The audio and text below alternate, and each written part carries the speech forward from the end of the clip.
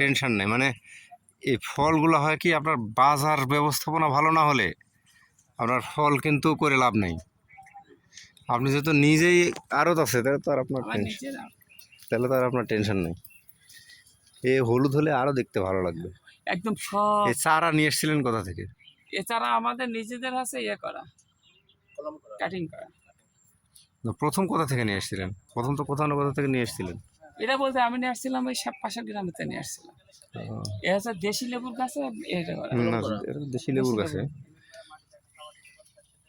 না, এই এলাকায় এই কমলা প্রথম। অবস্থা দেখেছেন হ্যাঁ কি অবস্থা? গত বছর এবার কিন্তু আমার বাগানে এই ছাকা লেবু কম, এনে ঢাকা ঢাকা কম, মানে ইয়ে বেশি, ছড়া বেশি, ছড়া লেবু ওখানে জমি 15 কাঠায় 2 লাখ টাকা বিক্রি করছেন।